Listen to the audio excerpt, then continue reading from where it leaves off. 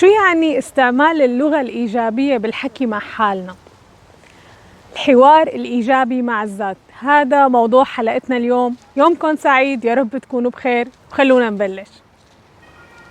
من زمان كتير بتخطر على بالي فكرة إنه لما بيكون حدا من رفقاتنا أو الناس اللي بنحبهم عنده مشكلة أو متضايق لسبب ما، بتلاقونا فوراً جنبه عم نحكي حكي كتير إيجابي، عم نرفع له معنويات وعم نساعده يشوف الأمور من زاوية تانية، ما عم نتركه إلا وهو كتير بحالة منيحة وإيجابية وتمام. طيب لما نحن منكون هذا الشخص اللي عنده مشكلة ومتضايق، بكتير أحيان ممكن لما نكون بحاجة لحدا جنبنا يكونوا أعز أصدقائنا وقتهم ما ظابط على وقتنا، ما شرط يكونوا دايما موجودين، أو أحياناً ممكن يكونوا جنبنا بس ما يكون عندهم هذا الأسلوب الإيجابي أو اللغة الإيجابية اللي تساعدنا. طب ليش لنضل ناطرين؟ ليش لنضل ناطرين لحتى يجي حدا يساعدنا ويرفع لنا معنوياتنا ما نحن موجودين؟ ليش ما بنجرب نكون نحن وحالنا أصدقاء، نعامل حالنا مثل ما بنعامل أعز صديق عنا، ونبلش نحكي مع حالنا بنفس الإيجابية؟ أنتم متخيلين شو ممكن يصير؟ بس إذا بنجرب نحكي مع حالنا بنفس الطريقة اللي بنحكي فيها مع أصدقائنا، بنفس الطريقة اللي بنساعدهم ليصيروا أحسن. يمكن أنتوا حاسين إنه الموضوع غريب، إنه شو أحكي مع حالي وما أحكي مع حالي، شو جنيت أنا؟ ما نحن طول اليوم عم نحكي مع حالنا بس باللاوعي، راسنا ما بيهدى ولا لحظة. هذا الصوت الخفي اللي هو شغال طول اليوم عم بيحلل ويفكر ويقرر، هذا اللي نحن ممكن نكون أحياناً بننتبه له وأحياناً ما بننتبه له. نحن اليوم اللي بدنا نعمله إن بدنا ننقل هذا الصوت من اللاوعي للوعي لنقدر نتحكم فيه. الشيء المنيح إنه هذا الشيء ممكن هو مثل أي مهارة بدنا نشتغل عليها شوي وبعدين بتصير عادة. هلا أول شيء بدي جرب ركز على هي الطريقة اللي أنا بحكي فيها مع حالي، وجرب انتبه هل هي سلبية؟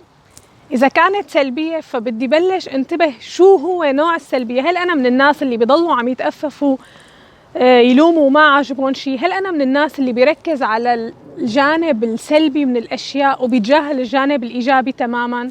هل أنا من الأشخاص اللي بيتوقعوا الأسوأ دائماً، أكيد ما رح تزبط معي، أكيد ما رح يقبلوني بالشغل؟ حاولوا تعرفوا شو أكتر ناحية سلبية بتحكوا فيها مع حالكم. وهلأ بدنا نبلش نركز، بدنا نبلش ننتبه. كل ما شفنا حالنا بلشنا نفكر ونحكي مع حالنا بهي الطريقة، بدنا نوقف، بدنا نكسرها لهي الحلقة وبدنا نبلش نحكي مع حالنا بطريقة إيجابية. وشوي شوي رح تصير عادة، وشوي شوي رح نعرف كيف نسكته لهذا الصوت، كيف ننقله من اللاوعي للوعي، كيف نقدر نتحكم فيه عن جد. هلا رح أعطيكم شوية أمثلة عن اللغة السلبية اللي بنستعملها مع حالنا، وأكيد الأمثلة كتير كتيرة وأكيد أنتم بتعرفوها، مثل أنا ما طالع بإيدي شيء، هو خلاني أفقد أعصابي، أنا أصلاً ما عندي ثقة بحالي، أنا بالاجتماع ما رح أفتح تمي لأنه أصلاً ما حدا بيهمه شو بدي أحكي، أنا ما في شيء بيزبط معي.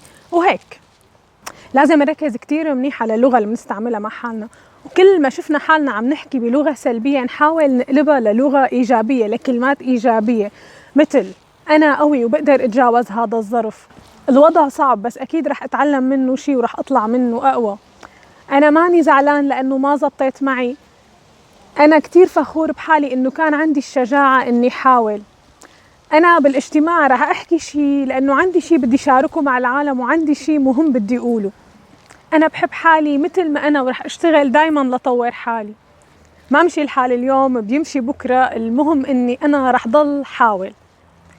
فكرة إني أتدرب على الحديث الإيجابي مع حالي فكرة حلوة وأكيد رح تخلي حياتي أحسن، فأنا رح جربها.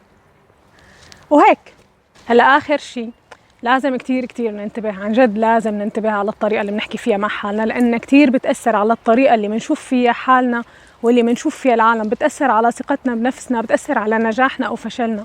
صدقوني كل الكلام اللي بنسمعه من العالم تأثيره شوي قدام الكلام اللي بيدور بيننا وبين حالنا. وتذكروا الشخص الوحيد اللي بيضل معنا لآخر يوم بحياتنا هو حالنا، فلهيك لازم أكيد نتعامل معه مثل أعز أصدقائنا ونحكي معه دائما بطريقة إيجابية. وهلأ بما أنه القناة لسه جديدة وبدها دعمكم، فلا تنسوا تعملوا اشتراك بالقناة إذا لسه لهلأ ما اشتركتوا، وأنا بكون معكم السبت الجاي الساعة 7 بتوقيت سوريا، ومن هلأ لوقتها ضلوا بخير. باي باي.